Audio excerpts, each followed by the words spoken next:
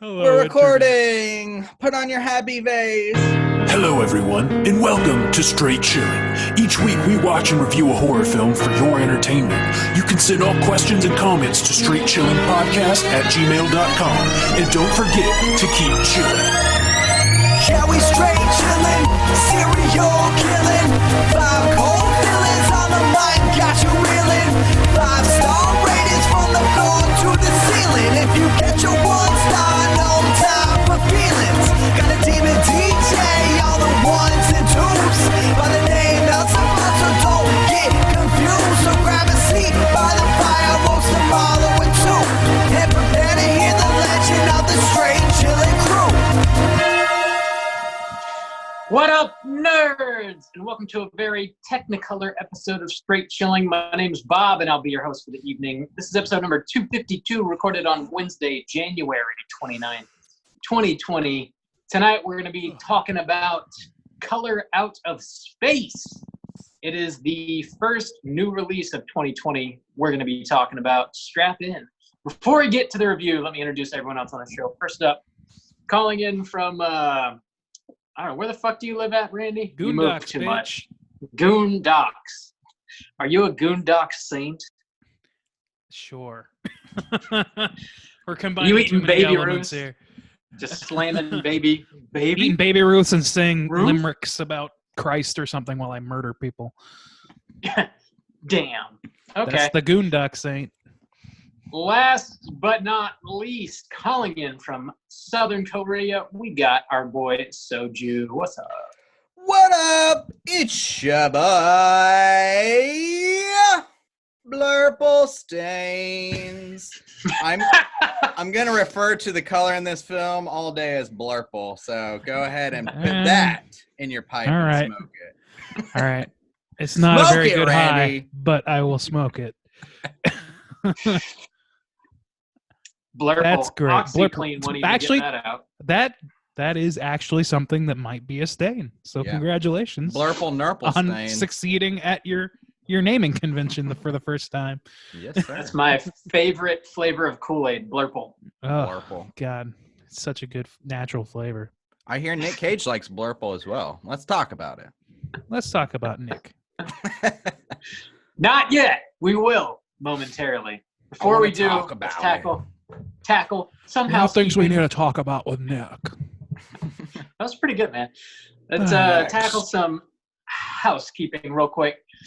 By the time this airs, the February poll pick will have officially ended. There's still a few days left to vote. At the time of recording, though, last I checked, High Tension is still winning. Most likely, High Tension has now won, and we're going to be talking about that very soon.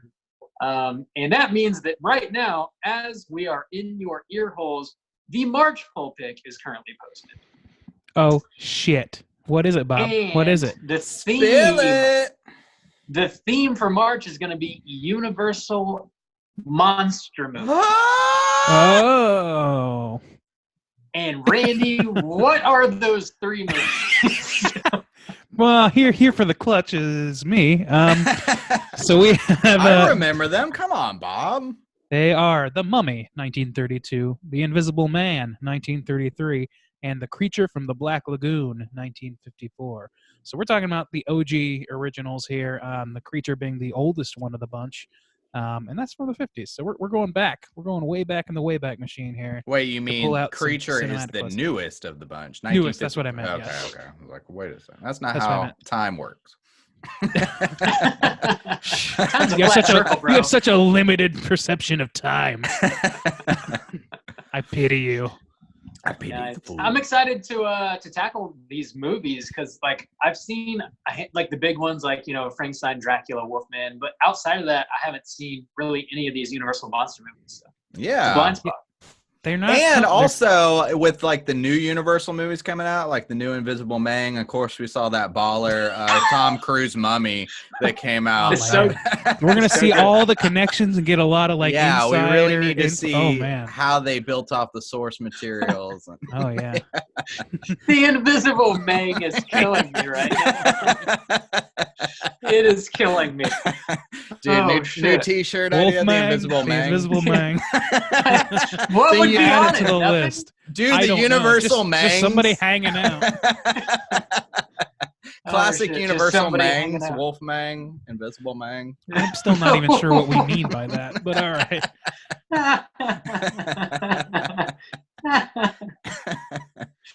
Oh shit! Oh Are we shit! gonna make it? Oh shit! Get Okay, on yeah. The last Universal bit shit. of Patreon news. So yeah, if you do support us at the $5 level or above, you get the chance to vote on our March poll pick. Get your votes in. You have until the end of March. We'll be talking about the winner in April. Also in Patreon news, we have a brand new Patreon supporter. Big shouts outs and a big thank you to Nicole B. Nicole! Holla. Thank Thanks you. for the love and the support. We much appreciate it. And as is customary around these parts, we now owe you the straight chilling salute. This Straight one chilling salute. is for Nicole. Here we go. Slap my ass! Slap my ass, Nicole. Slap me in the Damn, ass. it feels good. Slap me Feels good to get in the ass. Right in the ass, please. inside of the ass. Inside of it. Oh, man. Thanks again, Nicole. Justin, you got some news, I'm sure. What are you doing? What are you doing? Well, we can talk about Bracket of Blood, but I want to go ahead and say the reason we're recording this is because Jock Bob has some foosball game he's got to watch on Sunday, so we can't do our Bunch of proper overgrown house gorillas bumping into each other. All right. foosball We're recording Bob, early. Jock Bob because over channeling- here. Want to channel Ow. Kathy Bates and Waterboy to shame Rob Bob, you watching gonna- the fucking Super Bowl. You gonna make some loaded nachos, Bob? Some loaded, Oh, some extreme fajitas. You gonna make some Extreme- jalapeno poppers, Bob? gotta Nah, make man, my those system- mules, bruh. My system cannot handle the jalapeno poppers. It puts me Yeah. down. Can't do it. Damn. But they are delicious. Old man Bob. I know. Was it Jock Bob? Old man Bob? John, Who am old man Jock Bob. Just an So- old dude running sprints. So pretty much as we're casting now, the Bracket of Blood round 4 is still going, and everything is pretty close, like too close to call.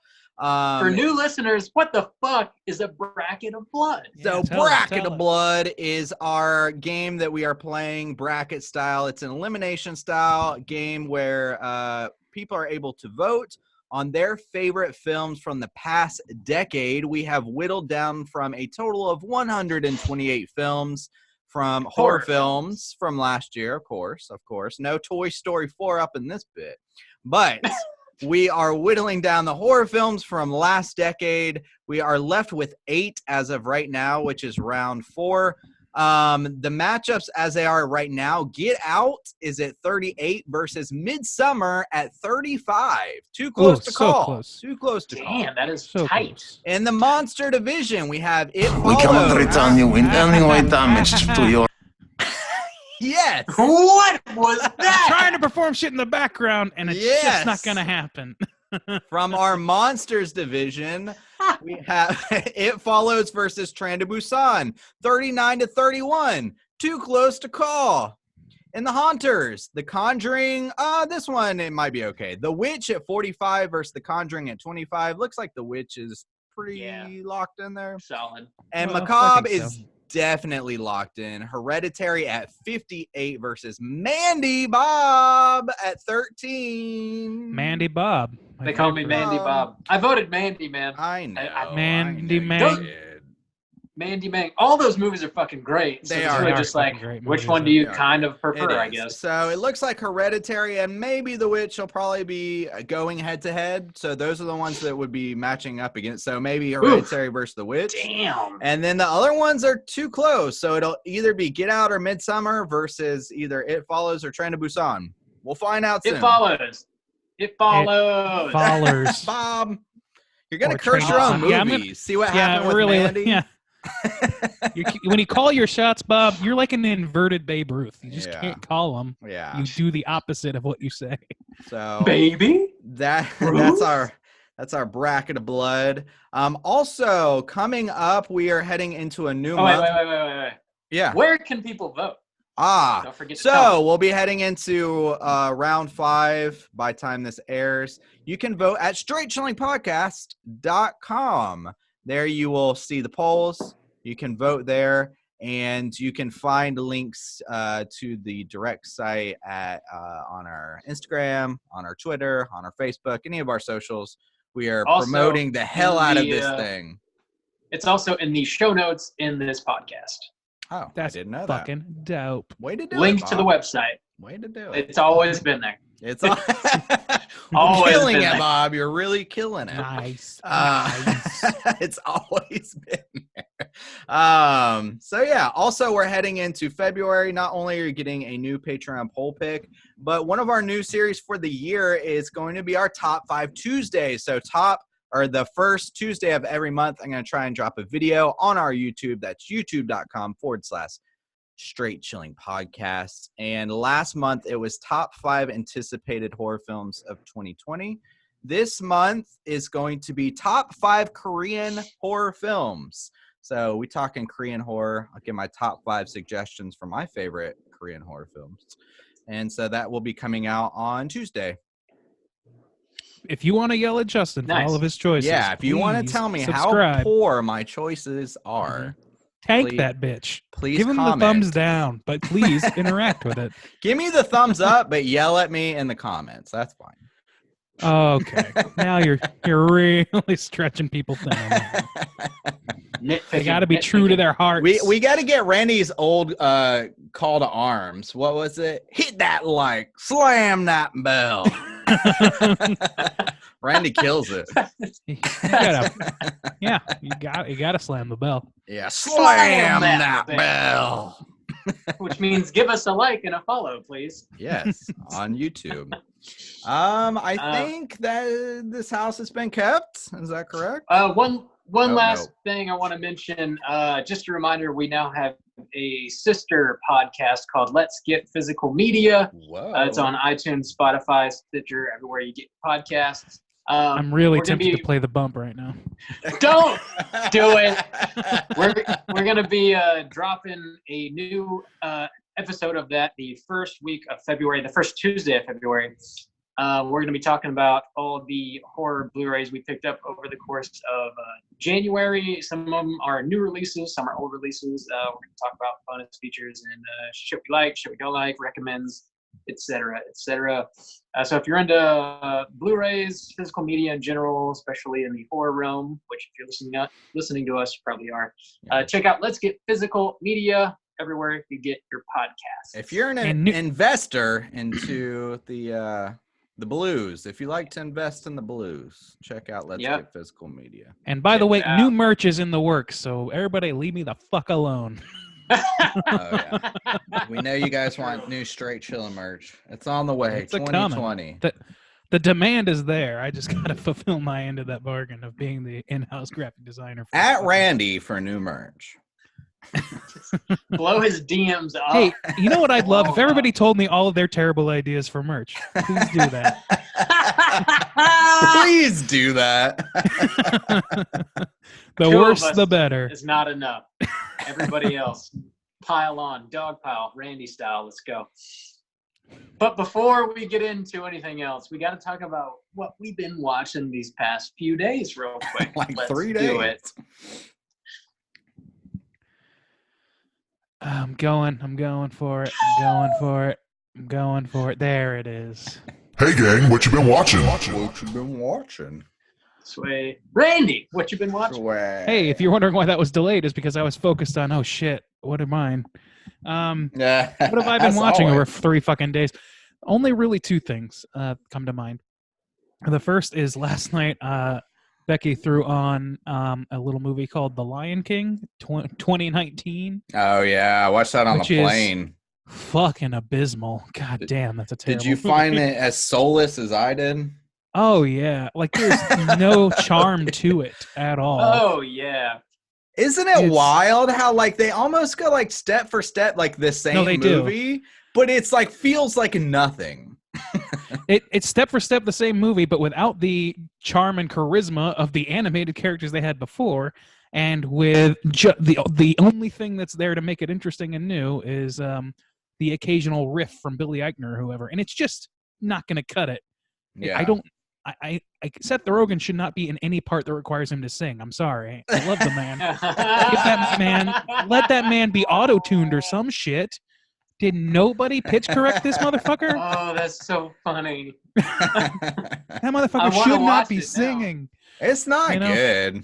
And Or well, it's not anything. It's just like a cash grab.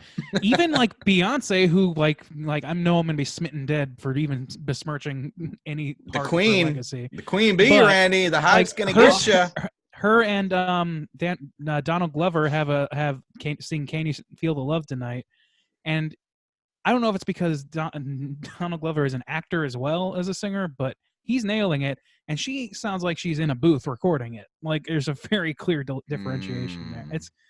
I don't know. There's no reason for this movie to exist. And from an animator's perspective, I'm appalled that it exists because everything this movie has to say for animation could have been done in a 1-minute short where they're like, check out how technical we are now.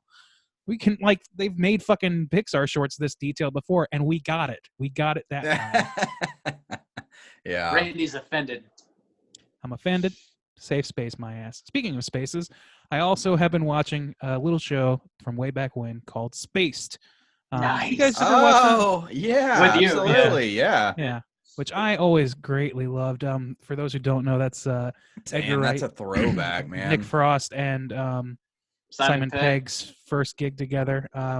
With it's a sitcom, a British sitcom. It's extremely British. It's extremely 90s and extremely 90s dork. Not just 90s, but 90s dork aesthetic. Talking X-Files here, people. So there's a lot there's a lot of horror stuff in there. It's so great, though. The premise of it is that like Simon Pegg and Nick Frost are like what in their like early 20s living together, like. No, they're not living together. It's not? Oh, wow, God, it's been a while. But they're like living. They're all like living together. It's like Friends, but British style, but with a bunch of nerds. Yeah, it's kind of. I mean, it's like one of the first single camera sitcoms I can think of, and like it's got Tim, who is played by Simon Pegg, and Daisy, who is played by Jessica Stevenson. Couldn't remember her fucking name.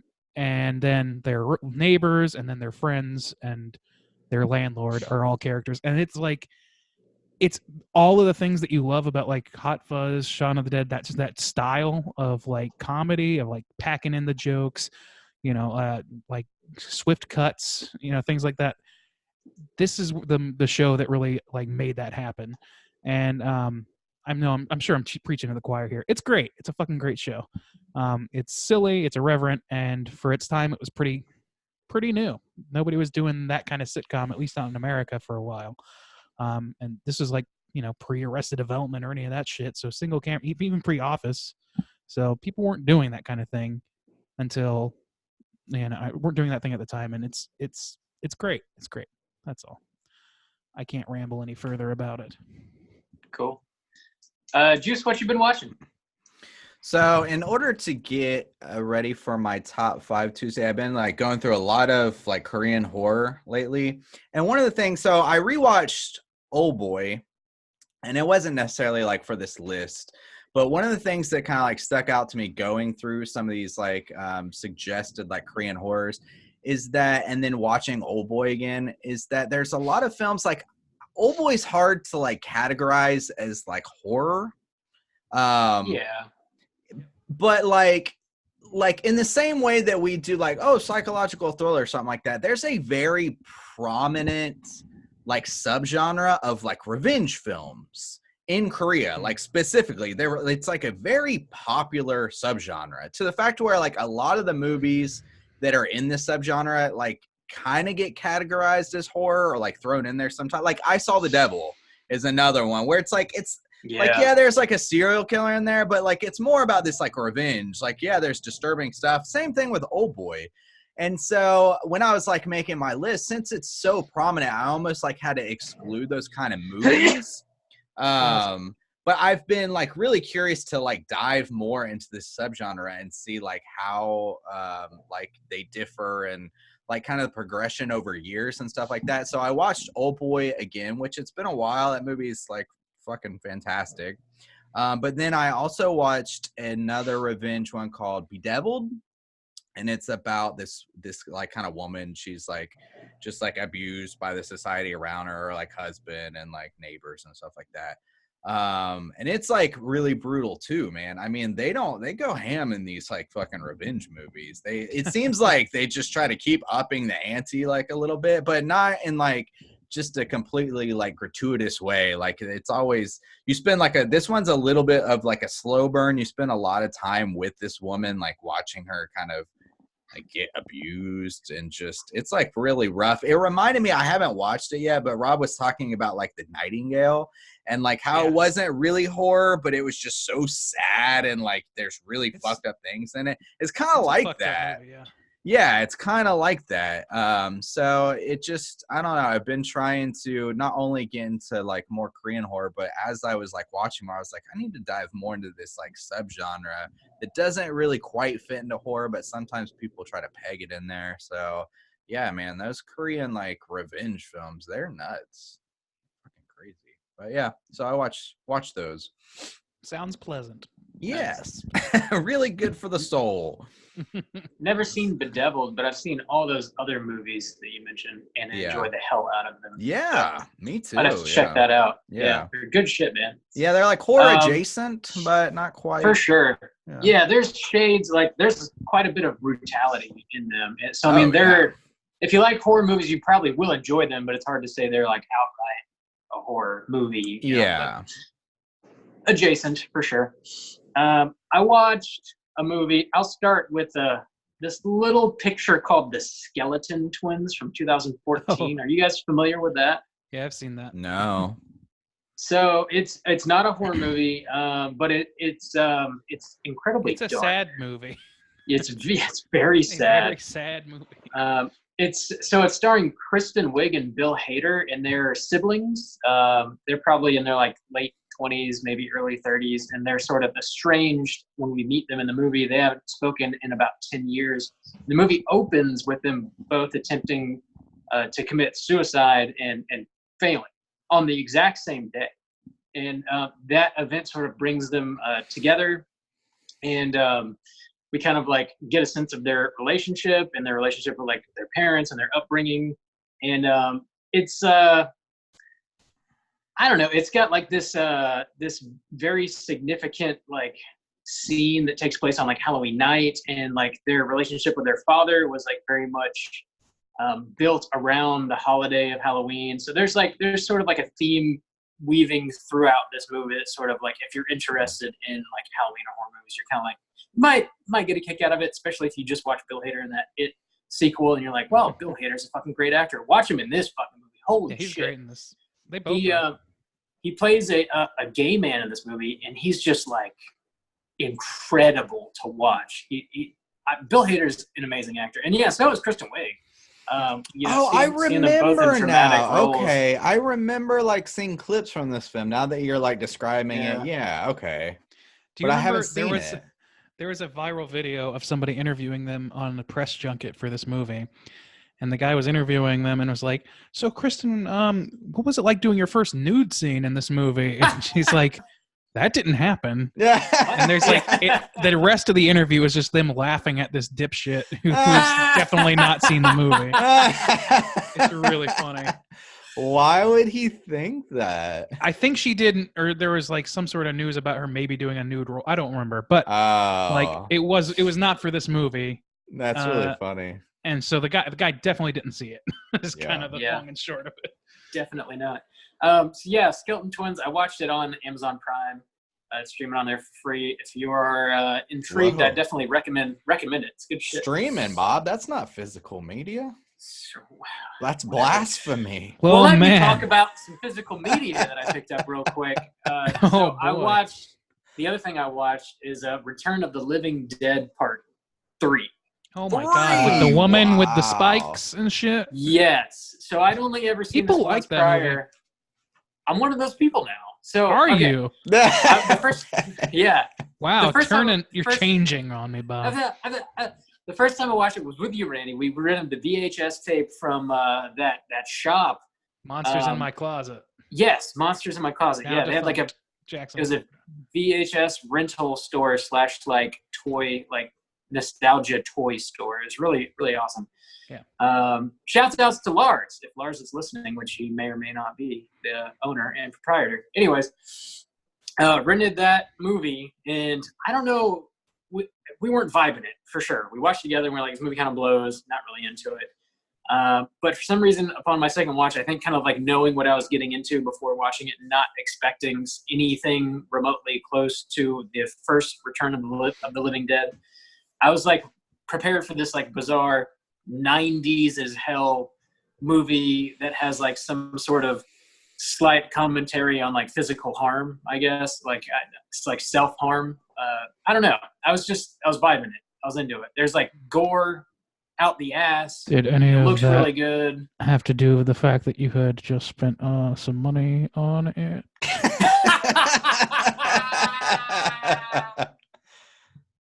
I No, know Randy. you rented it with Randy and didn't like No, it. no. and Let's be your clear. Memories are I that rented you it. didn't like it. Well, no, I I rented know. I'm it. just saying, like his memories Oh, are. yeah. I didn't really like this movie, so let me go ahead and buy it on Blu-ray. I mean, I also I think it's interesting how like I remember watching like a couple of VHSs with you, Bob, from that place, and then you just wouldn't have it anymore. You're just like, I can't watch these VHSs. That is You're the such a memory that snob, Bob has. I have been spoiled by the Blu-rays and the 4Ks. I don't know. Mm. And also, this isn't the first movie I watched the first time. I feel like they've wasn't a been big spoiled fan, by you. and then revisited it and acquired a taste for it. So it's not like, some movies need a second watch, for me anyway. This is one of them. I'm just surprised I liked because it was like not something we were like kind of like. I think I remember you specifically being like, "When does this end?" Yeah, that is the memory that Bob has of that film. And it's Still a- had to it's buy a it on tight- Blu-ray. That'll Tight always be 90 your minutes. first Okay. impression.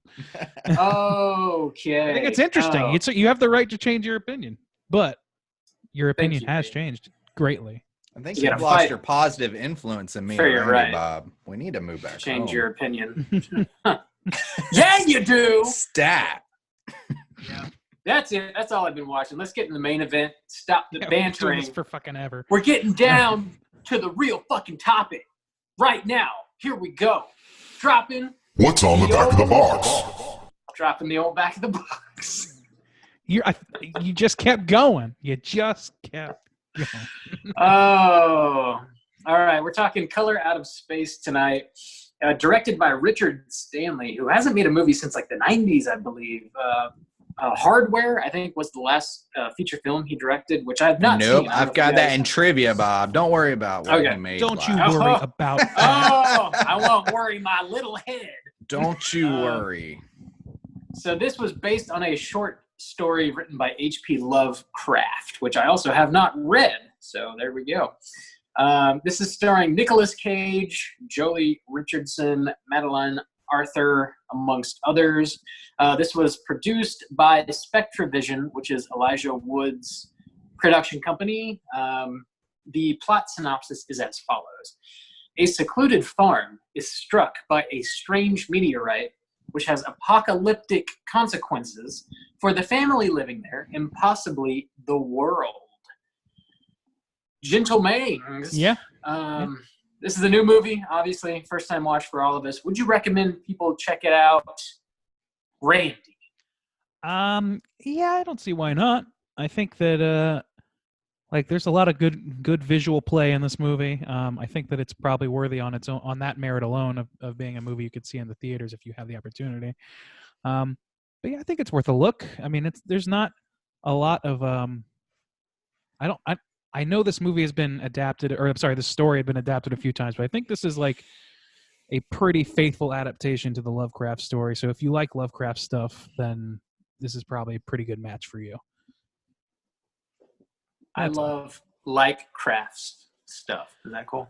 No. Juice. No, Juice, what about you? We're not going to allow. Yeah, I would recommend you check this out. I think it's solid horror, and also too, I know like Lovecraft people always talk about how it's kind of difficult to get like Lovecraft adaptations like made, financed, and stuff like that, but also just because it's like hard to bring some of these visuals like to the big screen.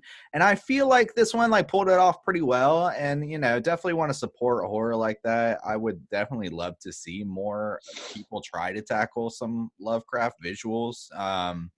So yeah, I would say support it. It's solid enough. It's not gonna, I don't think it's gonna blow you away. It's pretty strange at times, but I feel like it's solid horror. I think you should check it out in the theaters. Yeah. I feel the same way. I think this would be pretty fun to watch in a movie theater, especially if it was like packed out. I think you'd pick up on the vibe of the crowd, and that would add to the experience. I think in general, though, even if you can't make it to a theater because it's got like a pretty limited theatrical release, it's worth a watch for sure. Also, from what I understand, Richard Stanley is trying to make like a trilogy. Bob, don't worry about that. Lovecraft Okay. films. Bob, So, you Justin, don't even need to worry about that. Your wish is going to be granted, man. You're going to get more of this, just like you want. Of this, of this particular story. but No, of not other of this stories. story. No. Not of this story. Okay, Different. I was going to say I'll- that seems impossible. I'll get In to the it same in unit. trivia. The same cinematic uni. Don't but- you the worry the about Miskatonic it. verse. the Stanley verse. So yeah, sounds like we all pretty much recommend this. Slam your eyeballs into it. And let's go and drop that spoiler warning. We're going to get into the rest of the movie. Here we go. Spoiler warning. So, Peter Lowe makes an appearance in this film. Did you guys pick up on the Peter Lowe coming back in? Peter Who Lowe. Why is that?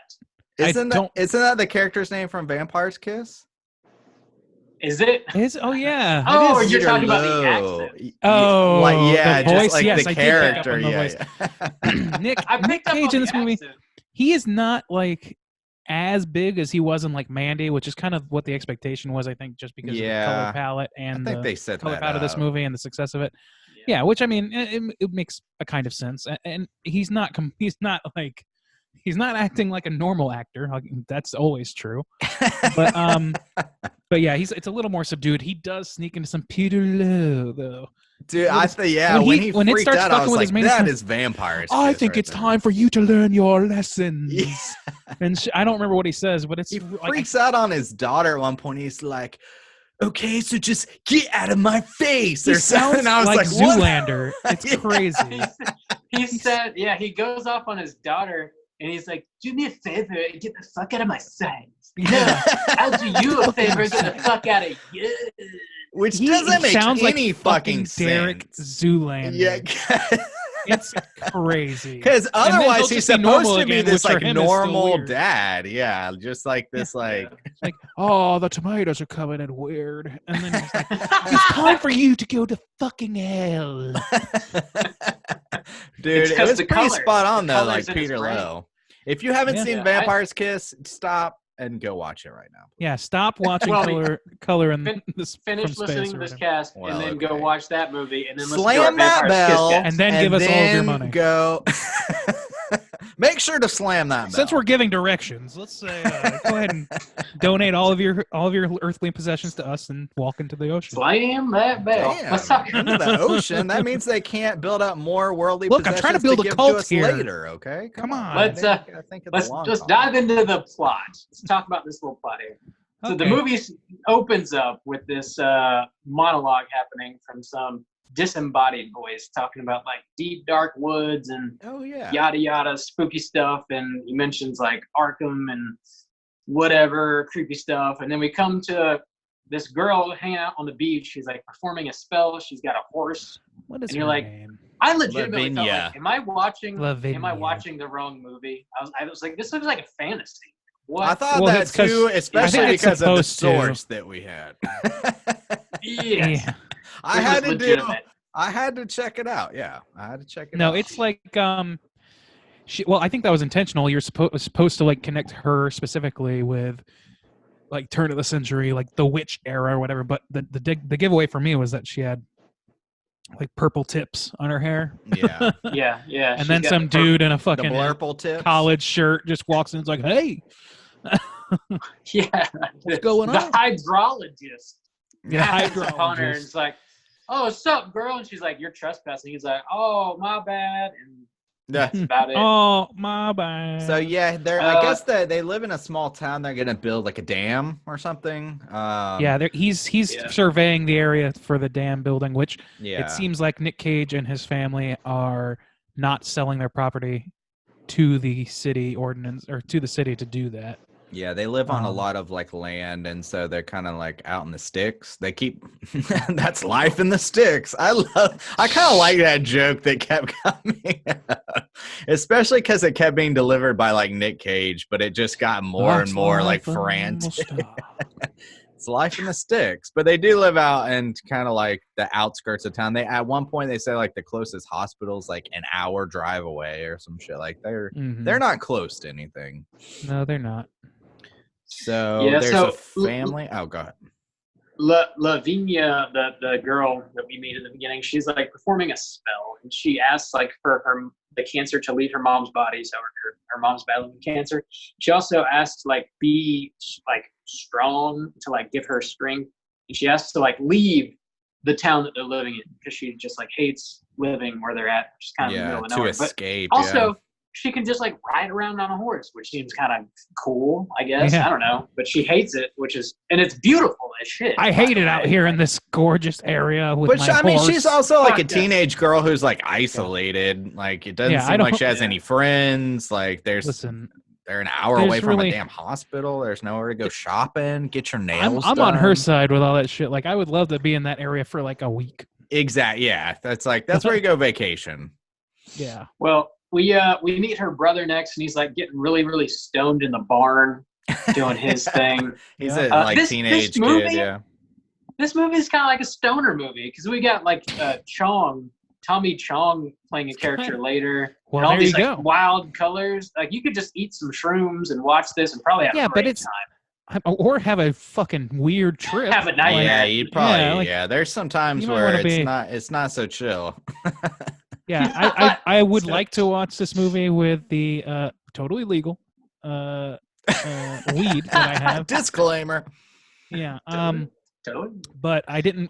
For this first viewing, I really didn't want to do that because I wanted to make sure and get it. I was getting it all. I had a Yeah. feeling it would be Yeah. a little bit tough to follow otherwise. And boy, was I right. It would have been really difficult for me to keep focused on this shit otherwise. So no, I don't know Yeah. if it's a good stoner movie for my tastes. Maybe the second watch, second time yeah, around. for a second watch, I feel like it might be fun. Yeah. We meet mom next, and she's like, she works from home. She like trades stock or something financially based like that. She has to like get on important phone calls and stuff.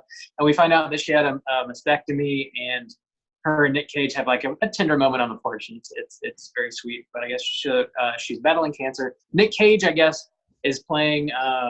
He's an artist. He's like a painter or something like that. Yeah, but Is did they he? ever show him arting? Yeah, he's. No, I don't supposed to be an yeah. think artist. so. All don't he think does they is do. try and raise fucking alpacas, and they make a bunch of jokes about And it. also grow Raising tomato. Like I alpacas. guess he's got a garden. He's kind of like Yeah. just all over the place. Their last name is they're the Gardeners. So It's they like tend the to garden. Dietz family up in there, except they're not at each other's throats. So it's like Yeah. you Not got yet.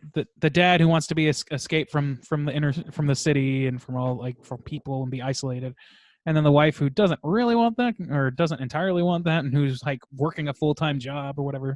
She's a stockbroker, I believe.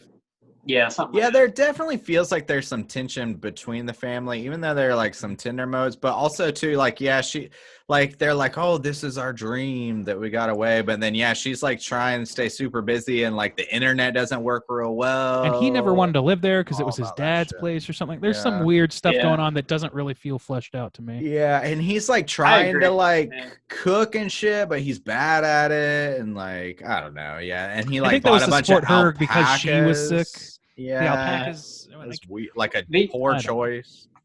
So there's like some family tension for sure. And then in the middle of that, we have this like huge meteorite crash land on Earth, and it's like crazy blurple, glowy and shit. Yeah. And after that, the family starts kind of acting weird and hearing things and seeing things. And then like the landscape starts changing around them. The environment changes entirely. And shit gets out of And their hand. dogs melt and shit. Well, one night the meteorite hits and it like shines this big blurple light, and they like call like the police and everybody out, like, hey, come check this out. Even the hydrologist like looks at it and he checks out the water, and the big thing is he's like, hey, don't drink the water. Like, I think it's contaminated, but whatever. But yeah, everybody does. Like Peter Lowe drinks like his bourbon with some ice in it, and like it shows like scenes of at times like people drinking the water essentially. Tommy Chong loves that. They have a well too, so they get a lot of their water from like this natural well that kind of plays a part in it. Yeah, that's where the thing kind of resides by the end. It's like the centerpiece of the movie. Yeah, because then the meteorite like disappears, like it just like is gone one day, and they're like, by the time the it? news gets there, they're like, oh, this dude's full of shit. There's no meteorite, but yeah, it vanishes. Weird. Yeah, and it seems like it's growing, like maybe like it moved to the well or something. Yeah. It's fucking with all their electronics and shit. It's like that's kind of where things kind of start. Can I point something out? And this is kind of my major gripe with this movie. I enjoy it. Don't get me wrong. Like it's fun to watch or whatever, but it's pretty clear to me that the thing that took me out of this movie most was the acting overall, and it's not just Nic Cage. Yeah, people are kind of like, it feels like half-assed almost for the first, like stale. It felt really not like no charisma going on, and I don't know why that is exactly. Like everybody was doing their part. Like, I mean, they're reading it as written, I'm assuming, and it just doesn't. I don't know if it's maybe the girl specifically, but like my first impression of her was kind of like, okay, well, you're like sending all these like weird mixed signals. I'm not sure, like I say, you want to be like, you're a teenager or whatever, you're doing your thing, but then like she kind of hates everybody and kind of doesn't, and it's like, I mean, I feel like I'm describing a good character, but it doesn't come off that way. I'm gonna put a lot of this problems for this film because I felt a very similar way. Like I took a note, I was like, the acting feels like stale, or like it just like it's not pulling me in. I'm gonna put like most of the problems on this director.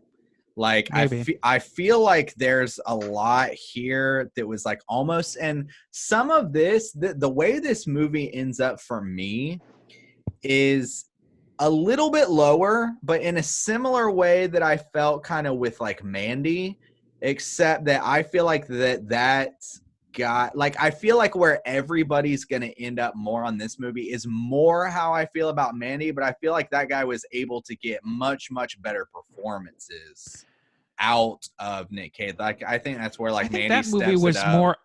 I think like this movie is to me and in so many ways similar to Mandy, and it's just like hard not to compare the two. Yeah. But like if I'm gonna compare the two, then the thing I'm gonna notice is that this movie feels more sedate than that movie. Like things are not as completely turbocharged insane like they are in fucking Mandy, and that's kind of where it falls. But like you can get away with being like kind of having a little bit of wooden acting if the wood then gives way to some big fucking bombastic thing. And this movie kind of does that, but it doesn't do it to the same level. And the woodiness is even firmer for me. And I think maybe it's not just the acting. And it's also maybe the writing, because I don't know where a lot of these characters are coming from. The fact that we don't know, like we know all this shit about alpacas, but we don't know the central conflict between the Nic Cage and his wife. That's kind of important. Important oversight to me. Yeah, that's true. True. No tigers in this movie, plenty of alpacas. Yeah, I kind of agree with you guys. I see what you're saying. It's like the ideas are there, but they're not fleshed out. And at the same time, this movie felt long to me. Like, it did. I thought it was like winding down, like getting to the end. So I like hit pause real quick, see where I was at. I had another 30 minutes left. Oh, 30 minutes. So it just feels like even though he kind of took his time to tell this story, he kind of wasted a lot of that time with things that were not fleshed out. I think it was like intended to be. I feel like that's like the result of somebody coming in to punch up the script with some humor, and they drop some like information out of the script in order to make way for alpaca jokes. No, not with Spectravision, man. Maybe with another company. Like they do that thing where they're like, "You make your fucking movie, go." Yeah, Okay. I think Well, this guy's if just that's the not case, as then good I of a just- director because even like I feel because like the kid actor, he was in House of or Haunted House, Hill the House. haunted houses. The House Haunting of of Hill House. Hauntings. Yeah, whatever. He was in that dope show. And he like did like I just feel like the director it didn't feel like he was trying to pull anything out of anybody.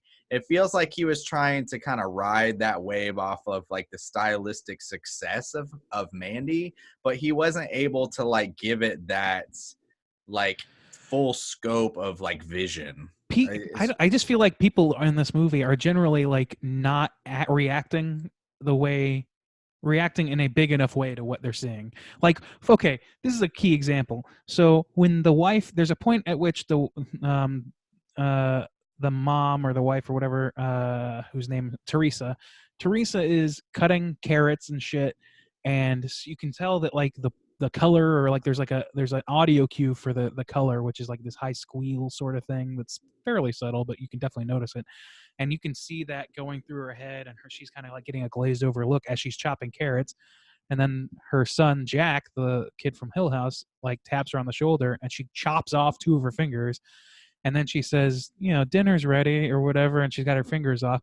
And, that makes sense because, okay, she's still under the trance. But then a few minutes later, it shows them driving in the car, and she's like, I just don't know how I could have been so stupid. It's like, your fingers are off. Your fingers are cut off. Like, yeah, she's that's if you true. snapped out of it, then snap the fuck out of it. Like, yeah, like I kind of, I agree with you. Like, I like the glazed over look, and they show the fingers. I wanted at least like to hear like the daughter scream or something and be like, like a freak out. Like, and then later on, like they go to the hospital, which is an hour away. They apparently can re-sew them together, and they're just like, "Oh, okay, this is great." Surgery was and they come back. The success. surgery was a success, so everything's good. And she's like, "Oh, I'm so silly." And then she gets home and starts like picking up her son, and she's like, "You do not pick things up when you've had your fucking fingers reattached that day. Yeah, go lie down." See, and it was just like almost there where like I liked that scene because like not only that, like it's starting to affect not only the landscape but like time as well and their minds, and like they dive into it a little bit more. It's pretty much, it's kind of like Annihilation where it's like got this bubble. Things are bleeding. It's like it's a lot like Annihilation, affecting things around them. And so like she even cracks an egg, and inside the egg is like the blurple color, which kind of looks like blood sometimes. Oh, I thought it was blood. Yeah, it does. Yeah, it's just that weird like pinkish color. But so it's like you see that, and then she cuts her fingers off, but nobody like really freaks out about it. And then like what's the cat? There's a cat that runs around the house. It's like called G-Spot. That's Chong's cat. Yeah, G-Spot. and he's it's hilarious. We're told in the text of this movie that joke is hilarious. It's pretty funny. And he's like inside out. He's like burned or something. Yeah, and he's still running around doing cat but shit. But he's still like running around. Cage. And so like as they get in the bubble, like they lose sight of like time and themselves and like what's logical. And because then like when the parents are gone too, the kids are like supposed to be taking care of the house. Like the brother's supposed to be like putting the alpacas away, and like he gets lost in his like own yard. He's like, I've been lost for like the whole day, like I don't even know how I got here. Like and it's like the girl, she's like doing dishes, and she just kind of like phases out too. She the gets little to go puke. boy, the little boy's like talking to people in the well. He specifically says like, oh, my friends, like I'm playing with my friend. He does this like creepy laugh at one point where he's like, I'm playing with my friends, and he like laughs around. I was like, this kid's killing it. I like that kid, man. He's a good actor. When we later in the movie we follow the hydrologist and police officer into Chong's little like hut that he has put together that's on these people's property. He's a squatter, and like they know he's there. I guess they're just like cool with him living on their property or something. Because he's chilling. He's just chilling. He's like off the grid, and he's like an ex-electrician or like a retired electrician. So his house is all like wired up with this crazy shit. And he's recording he's recording audio of these sounds that are happening underground, and he's saying they're like aliens, and he's like explaining like these noises started ever since the meteorite hit. And he's like, they're talking to me, man. They're aliens are down there, and they're like, oh, this dude's fucking nuts. But then like the cop gets like killed by this tree monster thing. That was actually that scene you're describing of them talking to him while he's recording. That happens earlier, and I think No, it happens toward the end. Yeah, it's towards the end. they come back later, and he's dead in a chair while the recording of him talking about this whole okay. thing So we're happens. talking about two different scenes. So Those at are two one different point, scenes. the hydrologist shows up, and he's Yeah. like, "Hey, I tested the water. You guys shouldn't drink it." And with that's the when sun. that's when he sees the boy, and he's like, "What are you doing, man?" And he's like, "Oh, I'm playing with my friends." Ha ha ha. So it's before they Right. go like full crazy, but they've Right, already exactly. started to be affected. And then he comes back later with the police officer because then That's they're in the right. city, and like a hunter has been like, "Hey, I was out in He the found woods. like an Look what amalgam I creature. found." Yeah, it was like a bird and a deer and like all these things like melted together. And the hydrologist is like, it looks like, I liked how they explained this too, because we just like watched Chernobyl or whatever. He's like, it looks Yeah. like radiation burns or whatever. And they're all just So- like, goop. Yeah, so you don't really know exactly what's happening like with this meteorite, except that like it's affecting the world around it.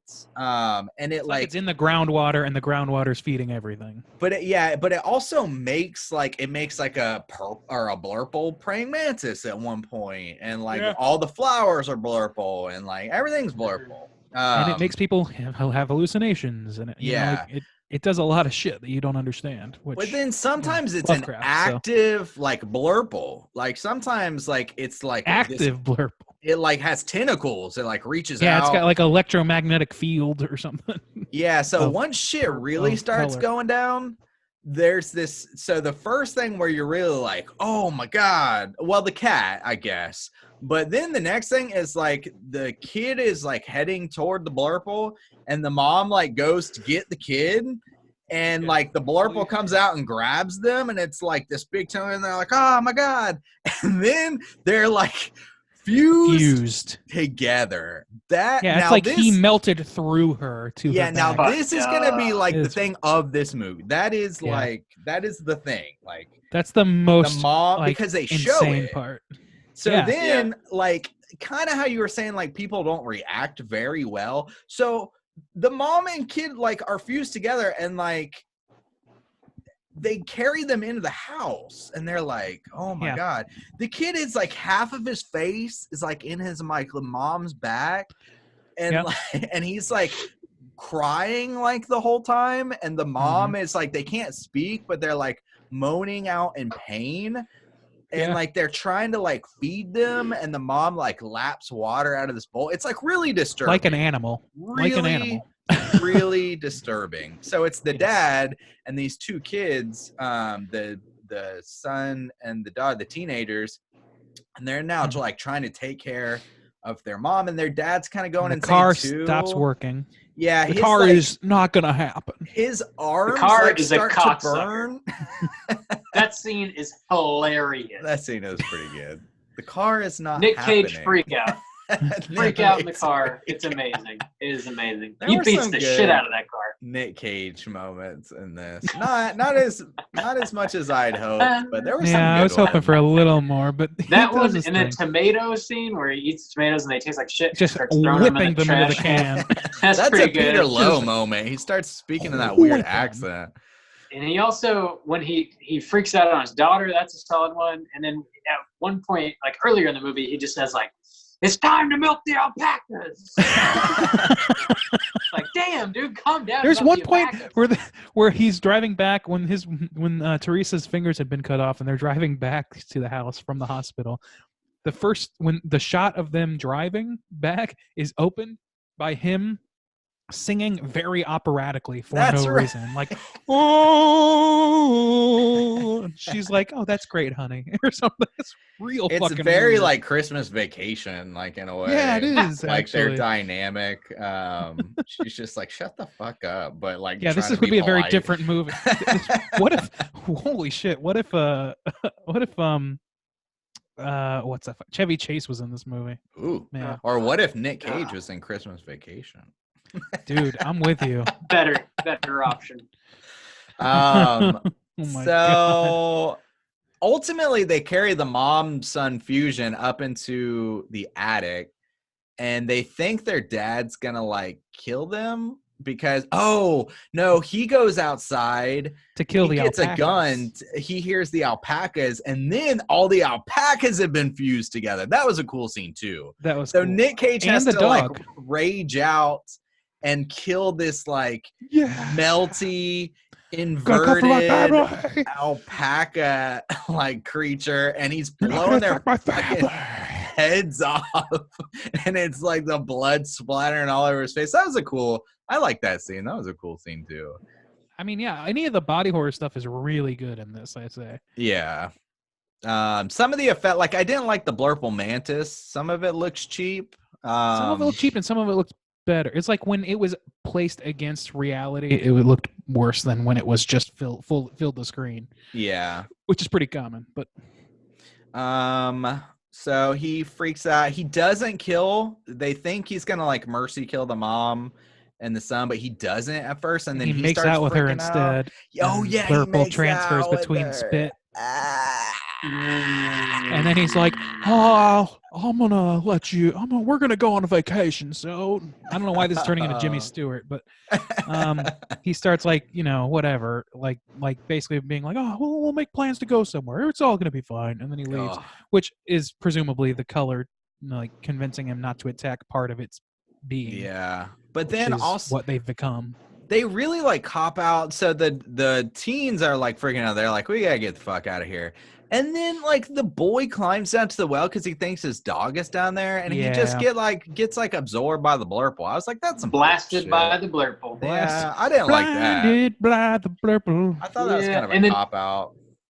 The sister starts kind of drinking the blurple Kool-Aid shortly after that as well. Like she just kind of gets a daze. Like so everybody's sort of like taken over by the blurple, and like Lavinia does not want to leave towards the end of the movie. She has like a chance to leave.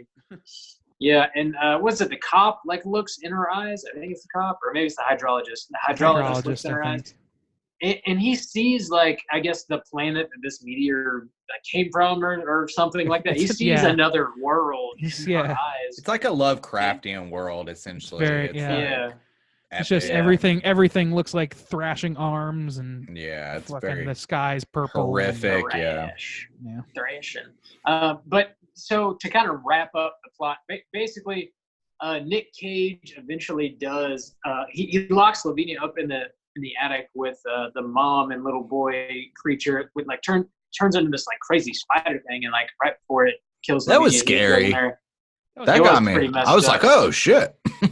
He busts in there with a shotgun and blows them away, and he's like, we're not saving and saves Lavinia. And we already talked about like the cop and the hydrologist going into Chong's joint. The cop gets picked up by a tree. Oh, we didn't talk about what happens to Chong though. He's sitting like in the. He's like a corpse. I don't know. Well, he gets absorbed. He gets fused with like his own equipment. So his body is like there, but he's dead. But his voice is coming through his like recorder or whatever. I thought he was just all about this this like. Advance. So it's kind of like, oh no, I thought because he was like still there, but his eyes were like kind of flicked. I don't know. I thought I thought he. Well, who okay. knows? I thought he was. So at this point, cool basically, like all the cop gets eaten by a tree for no reason, like just that was randomly. dumb. I thought it was dumb. And then the hydrologist tries to convince Lavinia to come with him, and she does not, and so he has to bust a move out of there, just as something explodes. I actually can't remember what happened. Light that like comes out of the well. The well just explodes with light. And just like explodes, and everything goes like gray. Yeah, there's no color. Ash. Yeah, it's like in a big gray crater, and I don't know still why that happened. What happened to Nic Cage? Did he do? He got shot by the cop because he was about to shoot Lavinia. That's right. Yeah. So the hydrologist is kind of who we're left with at the end of this, and everything's like gray, and we just kind of like zoom in on his face at the end of the movie, and there's another like voiceover at the end, and he's looking at the dam that they have now completed, and it's full of water, and obviously he's thinking all the water is now contaminated. He's just saying like, never gonna drink the water. The color itself was just like a message from space, sort of alluding to all the crazier shit that could come if just a random color could cause this sort of chaos. What else could be out there? But he's like also older unsure now. if It looks like it's been like at least like 20 years. Well, the dam's there, so he's keeping it like it had like the dam doesn't spring up overnight. So this is at least several years later. Yeah, he's got like a grizzled beard old shit, like post-traumatic stress disorder motherfucker who's seen some wild ass unrealistic colors and now just watches the dam for any sign that it comes back, basically, because it seemed to have gone all the way, but there was like some sort of hint, I think, or at least he's afraid that it'll come back. I still don't I don't understand the resolution of this movie. Like, I don't either. Maybe one of you guys would. No, it's pretty loose. It just destroys the family and then fucks off forever. I guess. Does it fly away? Does it explode? Why does it explode? Why does it fly away? We do get like an overhead shot of like the area that was contaminated, as if like it's still contaminated. I think, but like I don't know if it. I just don't know. I don't know. Yeah, I don't know what it means. either. I don't know if it continues. Like, I just wish, I don't know. It's okay. I mean, it's a Lovecraft story, so I anticipated being like, oh, this is a thing that you can't understand, so we're not going to explain it in depth. Like, that's fine. But you have set out some parameters here, and this thing, or this color or whatever, it just goes away in a big explosion. But like, you could explain that much. It's the resolution of your movie. Like, you could at least tell us some, I guess, the character could at least guess why that happened. Yeah, because it was doing fine. Like, it was growing flowers. It was like I've been thinking about this for blurple years. Doing fine. I mean, it was like maybe it under bad control. reaction to the air or something, like anything. Something. Yeah. Yeah, they did just kind of poop it away. I don't know. I hate to be the guy asking for explanations in a Lovecraft movie, but it's just such a pivotal part of the movie. It's not like just a resolution, really. Don't be that guy, Randy. I don't want to be. No, I hear you. That kind of. I agree.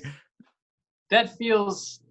I mean, that applies to the whole movie. Not just the resolution, but kind of the whole movie. It's sort of Not like understanding has cool ideas and cool visuals, but you're kind of like halfway getting it.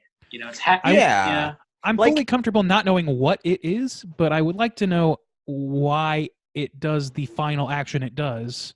Yeah. Like some sort of explanation, some sort of learning that we've done where it's like, oh, it just does this. It goes from planet to planet. Anything really. Yeah. Like, or even like if it's stuck with like a common like how it affected people. So like, okay, like the alpacas get fused together, the mom and the son get fused together. And I was under the impression that like Chong got fused with his electronics. I was like, okay, that's cool. That's a cool idea. But like the trees coming alive, and then also like Nic Cage just like turning like old, or his skin just kind of like getting his skin just crusty. Gets like I don't mind those things as much. Like, yeah, I hear you. Like those are also unexplained. But the thing is, like, there's a threshold of which I'm okay being not explained, like having no explanation and being like, this is just some undiscernible thing that we'll never understand. But like for the resolution of your movie, it doesn't make any. The only resolution we're given character-wise is that Lavinia now doesn't want to leave, and you're like, oh shit, it really got to her. Yeah. And that's it. But her really. eyes are There's blurple, so even then you're like, okay, it's like taking over her. But then why explode? Yeah, why does it explode? That's my central question, and like it really kind of affects what the story is to me. Like what is it what is the subtext of the story if there's no clear text? Unfortunately, trivia will not answer those questions. I don't know. No one knows. Yeah, I don't know. We kind of tackled the plot. I don't know. Is there anything else you guys want to touch on before we rate this thing? No. Nah. All right, let's do it. The first new release of 2020. Here we go. out of 5. Randy, how do you feel about Color Out of Space? So I'm glad we're kind of on the same wavelength with this, because it seemed like from what little we texted about this that you guys were like having your minds blown by it. And I enjoyed this movie. I did, and I like, especially for a Lovecraft adaptation, it's tough to do those with any sort of efficacy unless you go real silly with it. This movie does like go silly to some extent, but it also tries to keep it in the horror realm. It tries to make it horrific. So, I think for like showing the unshowable, for showing things that are supposed to make people's minds break, they did a pretty good job. The effects are like at least the body effects are really, really good, I think. Yeah. The thing with the mom and the son was fucking heart wrenching, even though I didn't know much about those characters. I didn't feel like I knew them very well, but that's still just like on archetype alone, the situation.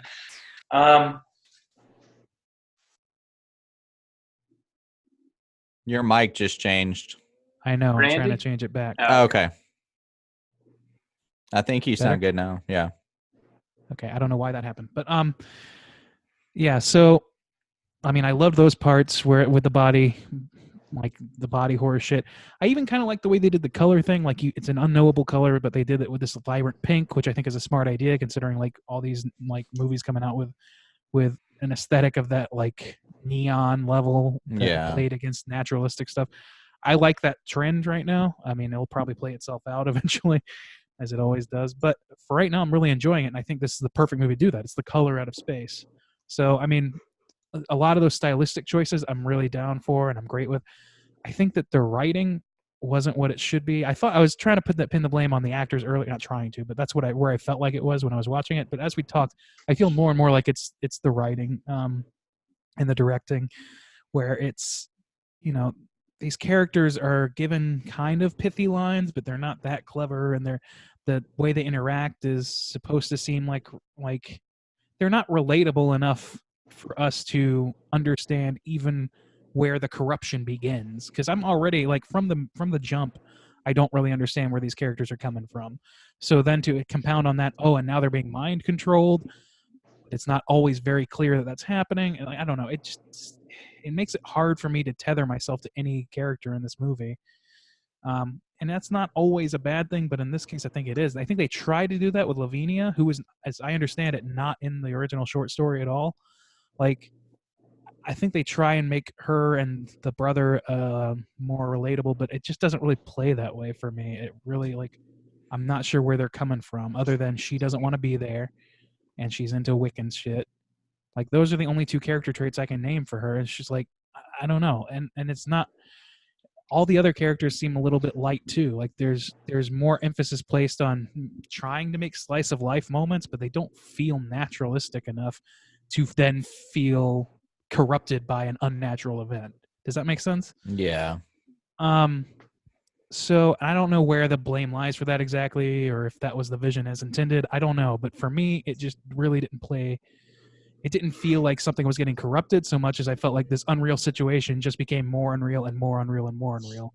It was gradation as opposed to like this feeling that something, normal and good and, pastoral and beautiful was being invaded by something else, which is definitely the point of the story. All that said, like, I loved a lot about this movie, and I just had a lot of problems with the story beats and with the way it felt lengthwise. So I would give it a 3. All right. 3 out of 5. Juice, how do you feel? Yeah, I think I'm gonna land right there as well. There were some things that were like really cool about this movie, mostly like you said, like the body horror and just the alpaca scene, anytime the mom and kid were fused together. I mean, they had a couple different scenes that like really stood out. Nic Cage had some cool freakouts. There was some cool action. I liked the Chong like scene where like I thought he was fused with the radio or whatever, and like just stuff like that. But then it felt like there were equal scenes that like left me scratching my head, or I just felt like were kind of cop outs, or just like I didn't really care for.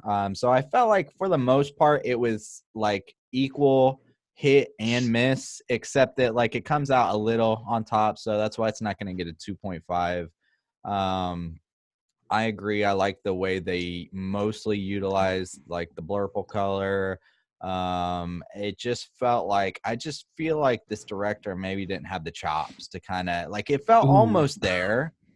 It felt almost there, but I agree with that. I just like I don't know. I'm gonna put it on him. That's like just my gut kind of feeling is like I feel like a different director could have probably elevated this film. Maybe not to like it just a needed to be perfect incubated film. more. Yeah, I think Well, but I do. He think, hasn't directed like 30 years too. Yeah. You know? Yeah. So I do think that like I don't know. I'm putting it on him. So, yeah. Overall, though, I enjoyed it well enough, but I don't really want to watch it again. I put it at a 3 out of 5.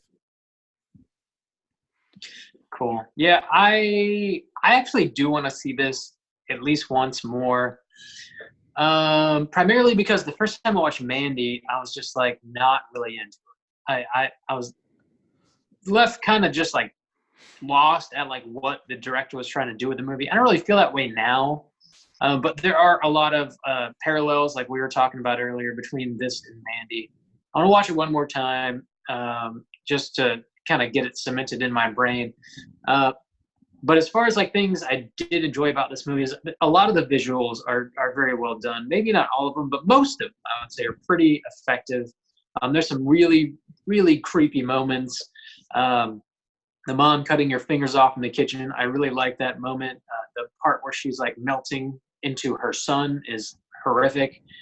The little blurple bugs that fly around look really good. I think the majority of the special effects look solid. And I think there's enough Nic Cage freakouts in this movie to get you by if that's what you're looking for. If you want some Cage, there's enough there. You probably want a little more than you get, but there's enough there, I think. It is long. It's bloated, and the script needs to be tightened. The editing needs to be tightened. It's just it feels a little loose and sort of unsatisfying in the end. What was it all for? Not quite sure. It's not really wrapped up for you in any way. I think I'm going to come in with a 3 as well, though. I'm kind of sitting right where you guys are. It's I can't remember the last time we had a flat lateral like flat. Yeah, me either. Yeah. It's like I was kind of torn between a 2.5 and a 3, but it's like it's definitely more good than bad. Mm-hmm. I don't know. But just slightly, feels good. Yeah. yeah, just slightly, yeah. So aggregate's going to be a 3. Let's go ahead and jump into our Rotten Tomatoes segment here and see what the critics and users think about Color Out of Space. Certified fresh to death. All right, for the newbies in the bunch, we are going to do our Rotten Tomatoes segment now, which is where I will know the scores and these guys will try to guess them. That's both the critic score and the user score. We're going to start with the critic score. Out of 100%, there are 128 reviews for this from the critics. Okay. Juice, why don't you start us off? All right, Bob. I swept the board last week. You got what it takes. Got what it takes to come against the stains. All right. I'm taking the cake. Let me see. I feel like the critics. I feel like we're men of the people this time. I'm feeling like people are a little torn on this. Maybe they'll give it a little bump. Coming off of like Mandy. I feel like this movie's gonna get a lot of passes because of Mandy. People just, I don't know. So I'm gonna go 69. I'm 69. Whoa, comedy number right out of the gate. I think it's right around there, honestly. All right, Bobby, what you got for me?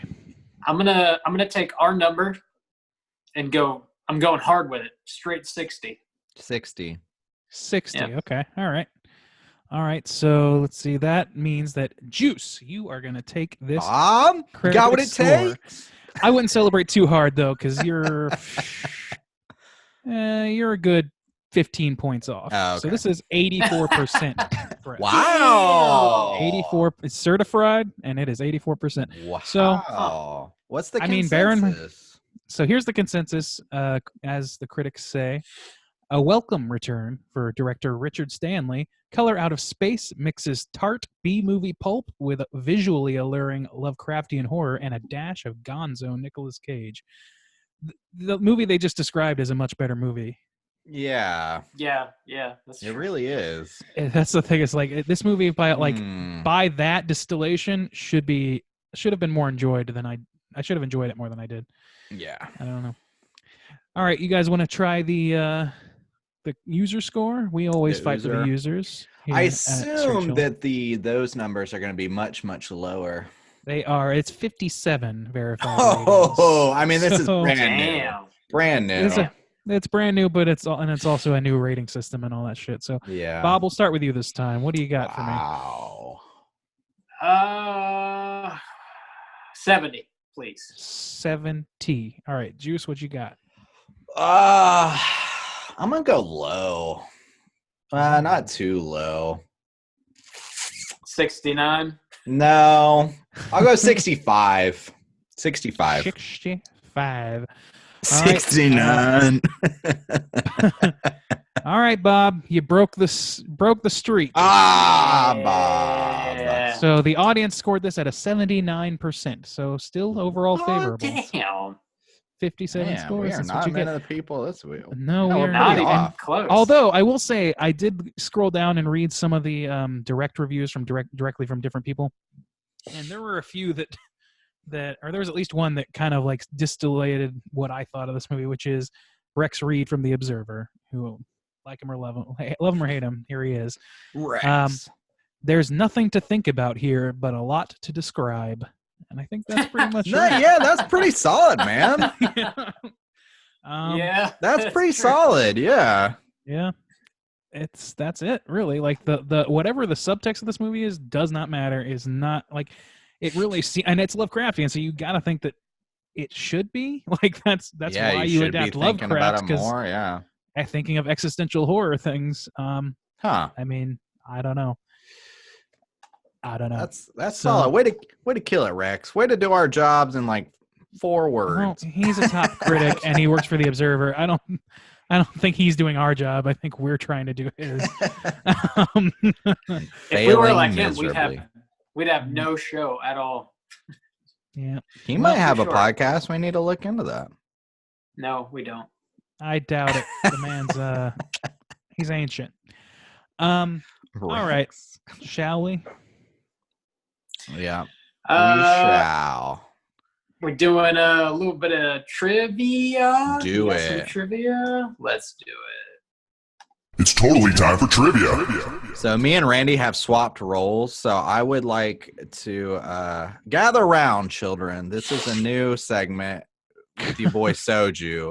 I'm gonna learn you something. Let's call it "Learn You Something" with your No, boy we Soju. won't. We won't. We won't. Maybe we should. I don't know. Hit us up on Slack. Should we call it "Learn You Something"? Stain Oh you my something. God. Lavinia has a paperback copy of the Necronomicon in the Yep. film. The book itself was a fictional invention by H.P. Lovecraft, but in 1977, somebody called Simon, under like a pseudonym, published a book by the same name. This book in the film is the one that Lavinia reads, is that one, I guess, by Simon. Interesting. Yeah, that she uses in her ritual. So- Miskatonic University makes an appearance in this too, True. in the form of a sweatshirt. Nicolas Cage said that he always wanted to make a Lovecraft adaptation as a tribute to his father, who was a big fan of Lovecraft, apparently. So, hey, good on There you. you go. Nick Cage. Yeah, good. Making Booty proud. I like this. Richard Stanley, the director, his favorite Cage movie is Vampire's Kiss. So, good It taste should in be. film. He Well, no asked wonder Lowe makes his Well, recurrence. he asked Nicholas to use the same style of performance. Okay. Well, there you go. When I read that, I was like, yes. I mean, like, I recognize, I was like, that's fucking Peter Lowe. But, like, to hear that, like, he specifically asked for it, I was like, oh, shit. My name is Peter Lowe. That's awesome. This Richard Stanley guy seems a little strange. I looked him up a little bit, but director Richard Stanley and Swedish filmmaker Henrik Mahler performed a ritual to the Lovecraftian god Yusothoth while to get this film made. In order to get this film made, hey, you know what? Performed Maybe a ritual. We should try that. Yusothoth.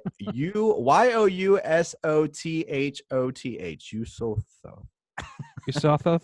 I don't know. Yeah, I don't know. So Richard Stanley, whoa, worshiping the old Lovecraftian gods. Those things are scary, man.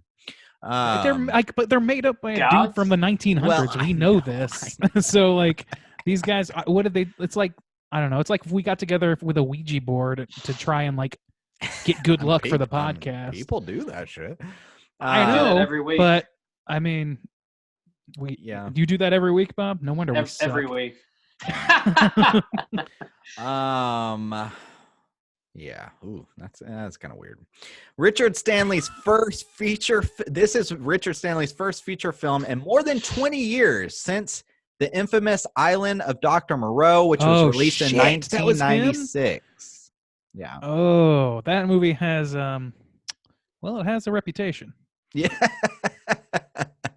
I'm same guy. Familiar with it. I can't remember the full story, but I have not changed directors midway, and it's like completely batshit. They were like rewriting it as it went. I think Orson Welles was in it, and he was like, I can't remember the details of this, but I'm doing a terrible job. But there's a really fucking interesting story about the making of that movie, and it was a colossal bomb. Colossal bomb. They just spent so much money, and it fucked off to the audiences. So I want to see it. You might enjoy it knowing that. I mean, I watched some sort of featurette on YouTube. I'll try and find it and put it in the show notes or something. But there's somebody broke down the whole story on YouTube in a really entertaining way. So I'll try and add that. Cool. I got two more for you. Both Nicolas Cage and Richard Stanley, at one point of their life, went in search for the Holy Grail. I looked into this a little bit on the Nic Cage side. He has like done some interviews where he talked about like just going on this like wild like goose chase of like going to these different monuments and trying to buy these like different artifacts. Was it research for fucking National Treasure? He says like I just like got lost in it. I buy this one and it referenced this one thing, so I go buy it and I like have it transcribed. Dude, so I didn't read on the Richard Stanley dude. side. Come on, Nick. He's Indiana Jones. Yeah, Nic Cage is a nuts guy. I wish I could be there. I wish I could just like hang out with Nic Cage and encourage him to do wild shit with all of his money. Like, yeah, let's go look for the Holy Grail, Nick. Let's go do it. Your dream job is to be the devil on a millionaire's shoulder. Yeah. I mean, I can't think of a better job. So. I would love to do that. Nick, hit me up. I'll be a shit boy. We'll do wild shit together. One more. Or I'll watch you do wild shit. Yeah. I will encourage you to do the wildest shit. In a Q&A with Richard Stanley, Stanley claimed that the film would be the first of a trilogy with a Dunwich horror adaptation coming next. So he just wants to make he wants to make some. I don't know. I don't think this guy's got it, man. I don't think he can do it. Look, in the pantheon of Lovecraftian adaptations, this one ranks pretty high. Yeah, all things considered. It's solid. And so if somebody's going to do that, then I there are worse choices than this guy. I mean, all flaws and all, it's still better than like half the shit that people tried to throw together. Yeah. And partially because it kind of ditches a little bit. I mean, I don't know how he's going to do it with Dunwich Horror, but the whole story and like so many of Lovecraft's stories are really like just like fear of the unknown. But in Lovecraft's case, it was fear of, immigrants and like black people and women and like any sort of like major societal change. That was what he was like describing. And it's like, I listened to this this person on YouTube today who was like basically a book report about this story, and they were like, yeah, this story is about, you know, fearing like if the basic mix of your society starts changing bit by bit until it's no longer recognizable, it doesn't exist anymore, and that's what he was afraid of, which is very close to a white supremacist argument. So I'm glad that they kind of sidelined that aspect of it, even though it, like, maybe that's why this movie seems like a little bit fucked up in terms of like not having subtext, because they excised the subtext that it had because it was so fucked up on its own merits. So I don't know how he's going to do that with Dunwich, though, because that's an even more direct case of that situation happening. I guess we'll see. I hope so. I would like to check it out anyway. Change is scary, Randy. Change is scary, but you know. True. You know what? I'm glad they took. not. You know what? I'm glad they took the politics out of my horror movie. I'm glad they Yeah, just thank God. exercised that out of there. They took a scalpel and they just cut that little politics center right out of the middle of this movie. Just pure spectacle for me, baby. Yeah. Justin. Hey, since you're running trivia and you're like trying to make it your own thing, here's a tagline for you. Here you go. All right, How about this? Tag me, Bob. All right. Team. Soju's trivia. Stain your brain. Stain your brain. You know, Sure. I would be much more enthused about that if anybody had ever thought to make me a fucking tagline when I was doing goddamn trivia. Thankless fucking Rob Randy's is my also nickname. So excited about it. We could still call it "Learn You Something, Stain Your Brain." No, you can't. It's one or the other. You can't. It's too many words. I'm going to call it You're just so Juice's Inferior trivia. Trivia segment. That's the name. Gather round, children. Let Soju tell you a story. Welcome to Soju's Inferior Trivia section. Randy says salty. Nobody giving me fun We names. equally traded. I even gave All you right, the I'm calling the segment Rotten you Tomatoes the wanted. big dick swinging guess the score segment. That's fine. Randy, this movie had a whole scene about Rotten Tomatoes. You should be thankful. That's true. I don't know where the thankful part comes in, but that is true that happened in this movie. You should. Nick Cage recognized you in your segment himself. It doesn't get much better. They taste like shit. They taste like shit. That concludes. This car is a cocksucker. Learn you something. No, whatever. Let's go ahead and talk cooters. We gotta go hunting. Here we go. God damn this thing. It's totally nope. It's cooter of the week. It literally will not play. There you go. It will not play. I was mixing all the bombs together. It's totally totally a cooter. It's totally time to cooter hunt my Rotten Tomatoes. Certified cooter of the week. Stain your brain.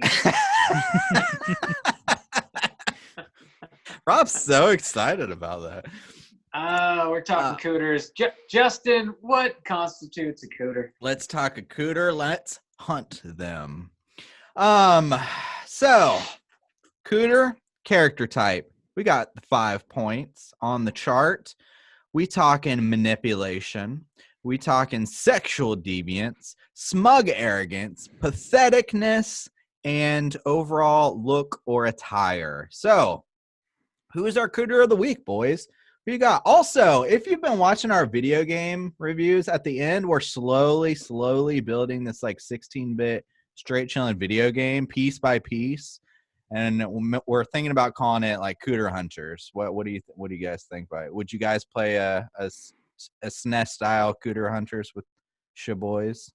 I don't know how I feel about having something called Cooter Hunter. So, to be clear, on my this resume was not discussed at all, and this is just Justin talking. No, this was totally discussed. There was totally not. a text. Of us, no. There are receipts. There was. Mm-mm. I don't know. So who's the cooter of this movie? The alpacas? I don't know. They got milk. The alpacas. They got milk. Bob, we take this. Can we please take this seriously? Okay. There are cooters amongst us. We gotta hunt them. So who we got? Is anybody smug air? I mean, I guess if anything, it's got to be on the Nic Cage side. Yeah, Peter I guess. Lowe. Is it sexual deviance if you make out with your wife, but she's also fused to your son and mutant? becoming a monster? Is that sexual deviance? I don't think so, especially no. because Do your what you gotta brain's do. getting fucked with. You do what you gotta got. do. Mama always said, "Holes is holes." That's what she said. What about the color? I think Can it's the color be the cooter? I guess. I mean, if anything, because it's It looks ridiculous. So we got that attire. It's it looks for it. it's attire is definitely a little weird because it's not a color that humans can see. It's not Right. pathetic. It's manipulative because it's It changing is everything. manipulative. Sure. Same way as the sun god. And it makes Mhm. it makes it also has a thing for cats, Bob, just like you, like the ancient Egyptian. kitties Yeah, and alpacas. They really figured something out, didn't they? It's not arrogant because it's nothing. There's no pinbacker to label. the Yeah, cooter, it doesn't though. Like, have, there's no like, a profit. representative. It's not gonna roll in and change your whole fucking world if it doesn't think it's important or that it knows some shit that you don't know. Maybe it's just trying to survive. Maybe it's scared, Bob. Maybe it's on an alien planet. Have some just sympathy like, for the color, Rob. Where's your heart? Are you trying to say Blurple is a cooter, Bob? Is that your claim? Yeah, it's not pathetic and it's not really sexually deviant because it's color, and I don't see how that. But the other three, yeah, that's my vote. Color. That's my vote. Wait, what I were the vote no other cooter. 3? 3 out of 5.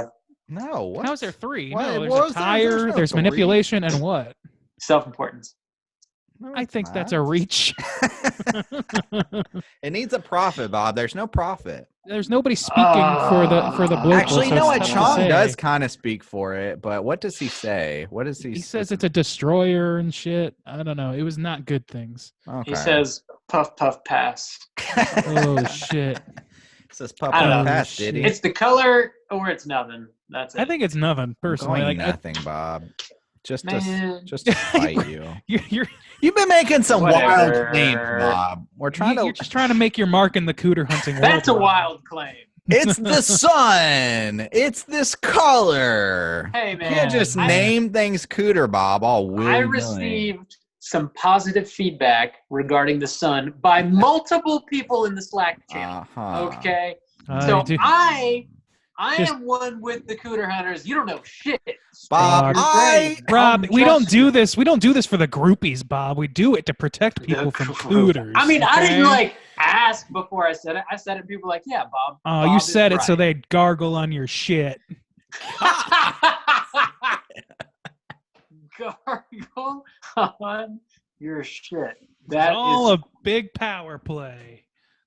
good Lord. That's Got any not horror even close news? to true. Yeah. Will you just hang on a second? It's Let me totally get time to for it. horror news trivia. Let's talk about With a some horror cooter news. named Blurb. Here we go. Extra, read all about it. Is this We're another talking about- Into episode where we're just falling apart? We can never have Oh, another yeah. episode again. Yep. No, we're gonna do a lot more of these, regardless of what people want. So we got some horror news here. We're talking about a new show that's going to be a series on FX. It's being created by the same dude that did True Detective, and it's also going to be starring Matthew McConaughey. So that's neat. Is it Palazzo? Yeah. The show is called Redeemer. Created by Nick Pizzolatto.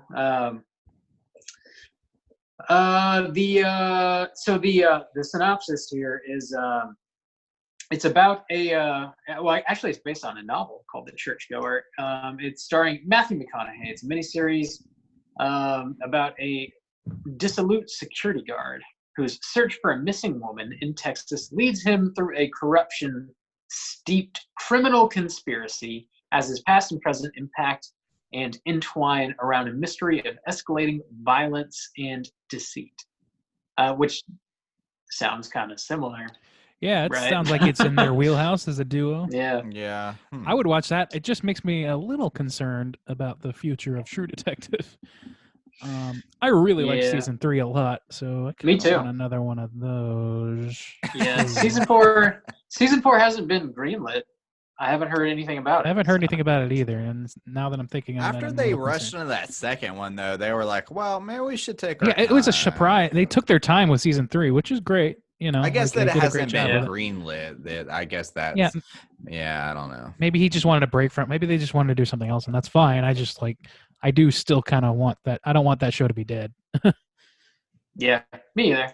But if it is, at least we got this like backup Yeah, at show least- yeah, on, exactly. on FX. It's on FX though, so I don't know what that means, but it's not HBO. It's Yeah. not. It's just TV because it's not HBO. Less nudity, I guess. I don't know. FX makes some pretty solid No, stuff. they do. still. I'm being pithy, but no, it's You pithy. They have a show. little You're show so called pithy. "It's Always Sunny in Philadelphia" that someone enjoys. Someone Who? somewhere does. Chrissy Orlando. No, it's okay. Ha ha. It's all right. Ha It's ha not ha. great. Ha, Ha ha, ha ha ha. ha. So keep your eyes and ears open for Redeemer coming. I don't know, because no one knows. Hasn't been announced when that's going to come. Great Next news bit of segment, news. Bob. Next bit of news we got here. So the Friday the 13th film franchise is it's on a locked bit up of a in pickle. litigation. Yeah. Right. Yeah. So it's in the courts. There's a bit of a custody battle. People are fighting over rights and who gets paid for what, how much they get paid for. It's going to re-enter the court system on Friday the 13th of, was it April? It's the first Friday the 13th of the year. I think it might be in April. I'm not sure. It's March or April. So it's going to re-enter the court system on Friday the 13th, which is perfect timing, I suppose. If they don't reach a settlement after that, I guess they're gonna have to like settle out of court amongst themselves, which doesn't seem to be likely, or else they would have done that. No, Or it's yeah, gonna, or it's gonna go to the Supreme Court. So it's like What's this case? I'm unclear. It's gotta. That's not the Supreme Court. That's got to be like the state Supreme Court. I don't know. Probably California State Supreme. Well, what is this issue? I don't remember this. I don't know all the details off the top of my I know head. it's but fucking up like my game. It's the producer versus the writer, and like the writer is claiming that he is being underpaid. So I'm speaking of the writer of the original Friday the 13th movie, in which Jason Voorhees, as we know him, is not in. Not exist. Yeah. So he's saying he deserves royalties for the original plus every sequel. Whereas I guess the producer is saying, well, yeah, you did write the first movie, but Jason Voorhees, as we know him, is not in that movie. You should not get paid for that character. So they're going back and forth about that. As I understand it, there might be some more nuance to it. So Maybe that should be our doing prompt this week. Where do you fall? And, should they pay the where do you- man? I know people don't give a shit. They just want another Friday the 13th movie, whatever. Like, fucking get over your shit. Anyway, so Osgood Perkins has a new movie coming to theaters this Friday. It's that Gretel and Hansel movie, and he's been, making the rounds, talking to the press and whatnot. And he kind of offhand threw a remark out saying that he would love to direct a Friday the 13th movie. So if they ever do get this shit settled, maybe Osgood Perkins will direct a Friday the 13th movie, which would be bizarre because the shit that he does is very like art housey and slow burn and not like a big flashy guts and gore slasher movie in any That's way. what we need. We need some new people coming out with new ideas for slashers. God damn, we've had like 40 years of slashers just cutting people up. We need They've some done new a shit. lot of like pretty intriguing slashers in the last few years. Like just nothing on the like scale of a Friday. Like nothing with those franchises. Just their own things. For better or for worse. I don't love it, but Happy Death Day is a take on it. Like fucking Final Girl's a take on it. Like Halloween 2018. Yeah. Going Actually, the they did comedy remake it. I guess route. That's true. That's true. The Bon Me saga. Bon Me trilogy, baby. Ooh, Bring it on. thank God. So, also in the news, Universal and Blumhouse are teaming up to develop a new version of The Thing. Mm-hmm. Oh yeah. So this is going to Grab your adapt pitchforks. This is going to adapt the long-lost original novel, which I did not know was lost. Long lost.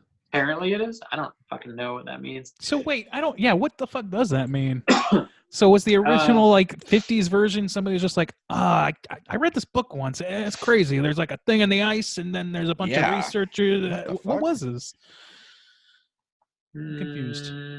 So John Carpenter's The Thing and the film that preceded it, 1951's The Thing from Another World, were both adaptations of the novella called Who Goes There? Penned by John W. Campbell Jr. wrote that. It was first published in August of 1938 issue of Astounding Science Fiction, and an expanded, never-before-seen version was recently unearthed. So I guess it's pulling from that. So it's not a published work, even. I guess not. That's Whatever, not the man. appeal, though. That was never the appeal of. No, it's just another way that they can make a movie without while having some sort of claim to originality. Nobody loves John Carpenter's The Thing because it depicted this novella so well. That's not part of it. I'm no, but it's still the intrigued by writing. that. I'm intrigued by that specifically because if they're going to make a Thing movie, it has to be changed pretty substantially, or else nobody's going to give a fuck because it's been done fucking really well. So maybe the whatever's in this unreleased version has a lot of additional material that's going to change the story and make it interesting. I have a feeling what's going to happen know? is my suspicion, if I'm looking back at what the story is and when this was written, I would think that maybe the story goes beyond the Arctic. Maybe, yeah. That's kind of where I see that. That's where it can make its own presence. I don't think that it's like all remakes and reboots and all those things. My hope is low that it'll be worthwhile, but they have some sort of reasoning for what they're doing, for better or for worse. I guess we'll see. I still haven't seen the prequel, so I've heard that it's fine. And that's about what I would expect from this too. Yeah, I feel at best, we could hope for a Halloween 2018, something that's medium, and it's but it's nothing compared to the original, but it's it got us by, I guess. They threw some comedic jokes in there. We can get by without it. That's something. It's we can get by without these remakes, but the studios will not allow that. The full manuscript is actually titled Frozen Hell. So the novella is called Who Goes There, but the full version is called Frozen Hell, which is kind of cool. I'm down with that. Oh. So we'll see. I don't know. I have faith in Blumhouse. Generally speaking, not everything they make is amazing, but I'm definitely I'm waving their flag, and I have been for a while. Yeah, I'm still a fan. I just there's doubts. There's doubts here. Yeah. If anybody's gonna do it, I'm glad it's them. Doesn't really need to happen, but hopefully it's. Are they going to call it The Thing again? Do we know what its title is going to be yet? No, I don't know. Not sure. The Thing Frozen Hell, that would be fine. Just they could just call it Frozen Hell. I think it'd be better. But yeah, I agree. Give it a clear delineation. It needs to be separated. Yeah, in some way. But they don't want to do. That's the thing is the studios, even Blumhouse doesn't want to do that because that name automatically cuts the name recognition aspect. They did it with Dr. Sleep. They did it with Dr. Sleep, but that was also one of the biggest biggest. That's just the name of the story, though. That's the name of the Stephen King book. That's the name of the Stephen King book, and it's also it was a marketing juggernaut. They spent so much marketing that movie. They could have said you knew it was related. They recreated parts of fucking The Shining just to put it in the trailer, just so you can get off to the wheelies of watching The Shining again. I'm getting off. They could have called it Dr. Sleeps in The Shining, so they didn't. The Shining's Dr. Sleep Town. The Shining, Part 2. Stain your brain. Stain your brain. Hey, we got a voicemail this week. If you are listening to the show, you'd like to call in and leave us a voicemail to be featured on next week's show, you can do that at 904-638-3231. You could be famous. Don't you want to be famous? Like us? You want to be famous, don't you? God, that weak shit out of you here. say that with too much vigor. Like you've said that before in another context. Like you're saying it like you mean it, and that's you're saying it like weird. you've said this to some naive people in the past. Oh God. Okay, don't like where this is going. So we got one voicemail from our good friend Jim G. Baby. Let's see what old Jim has to say. Yo, what's up, gang? It's G Baby. Just calling in, talk about Color Out of Space on the hotline screen. I don't know. I'm really curious to hear you guys break it down and see what your thoughts are. But I think, all in all, I'd give it a light recommend. I thought I was gonna like it a lot more than I did. I was actually a little disappointed. I don't think they used Nic Cage to their full advantage, but some of the visuals and the story was interesting. The scene with the mom and the fucking kid from Hell House getting stuck together, it just fucked me up. That was so hard to watch. That was probably the worst part for me, and the coolest. I don't know. I wish the director would have got together with the dudes who did The Void. I think that they could have gone a little bit harder and coupled with the visual style of Color Out of Space, and maybe sprinkle in like a little Slither, and utilize Nicolas Cage a little bit more. The whole movie could have popped a little bit better. So that's kind of what I was hoping for, and I was a little let down, but I enjoyed the experience. Curious to hear what you guys think about it. Yeah, the prompt too, I think, from last episode, you got to go with Captain America. It's like, fuck that other ship. Stay on mission, but then again, that wouldn't have made a good movie if everything would have went right and they did what they're supposed to do perfectly. So, yeah, looking forward to the next prompt, what you guys have going, and keep chilling, boys. Thanks for calling, Jim. Always good to hear from you. And Jim yeah, I kind of G. agree with him. I think we all agree with him in general, but like Yeah. them not using Nic Cage to like his fullest potential. Yeah, I mean, you probably could have had him ham it up a little bit, made like the lesser interesting parts more interesting, Just feels like everyone can see that there was more potential here. Yeah. And it just didn't feel like they capitalized on all of it. I feel like they were afraid or just unwilling to add a whole lot more or change a whole lot more than they did to the Lovecraft thing. Because, like, I don't know, there's a lot from the story that is like it's easy to tell that they were pretty married to the original concepts of the book, while excising some of the more like troubling shit about that. But like they really didn't. I don't know.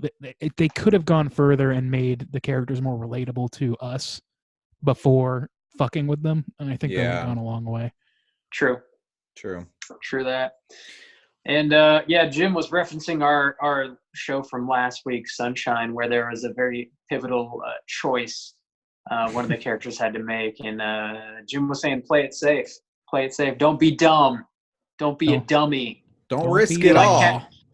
Be like Captain America, right? Yeah. Yes. Yeah.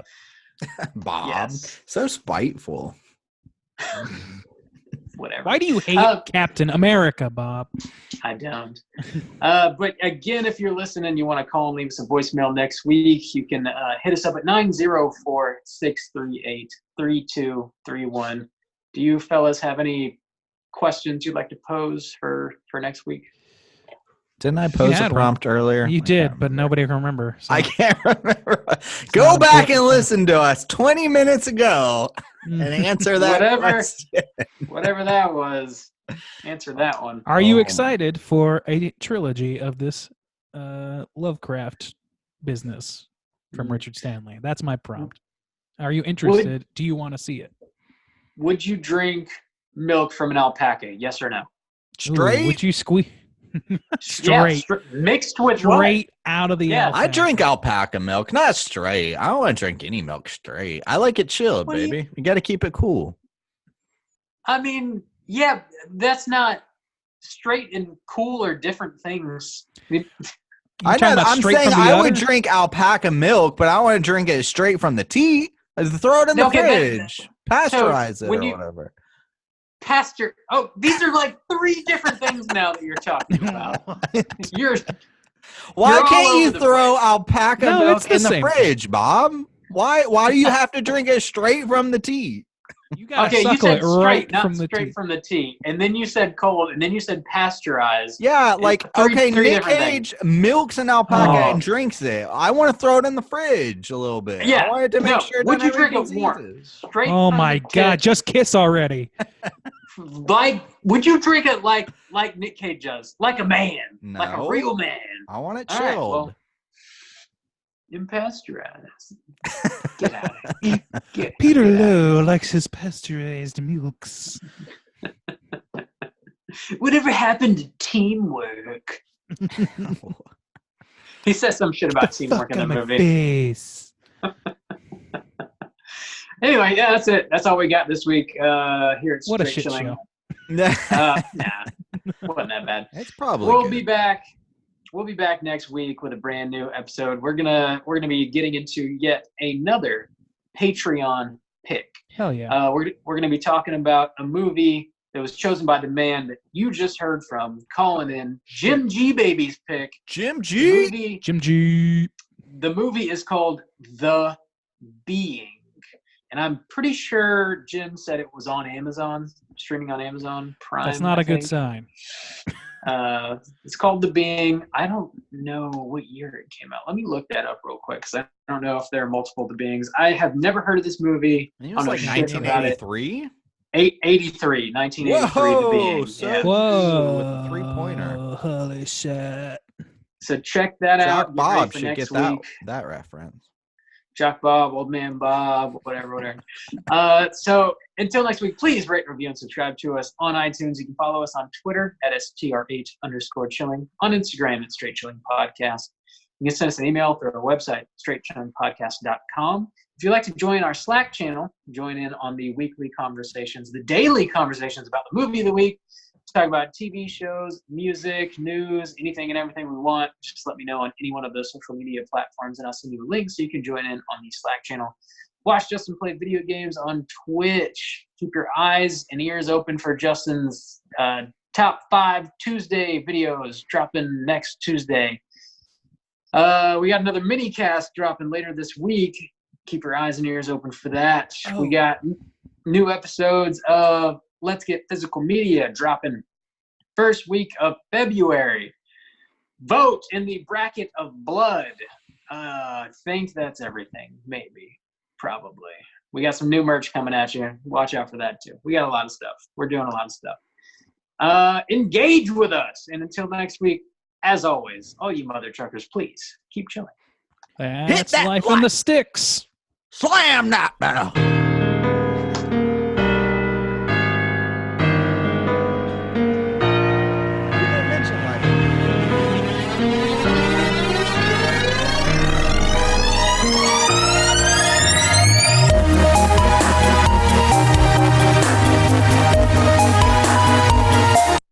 Where did Bob go wrong? Worrying his friends, sifting way too long through those Blu-ray bins. And it gets worse, he'll have no chance. He wasted all his dough on those DVDs. What, did you guys think you were safe? You ain't safe.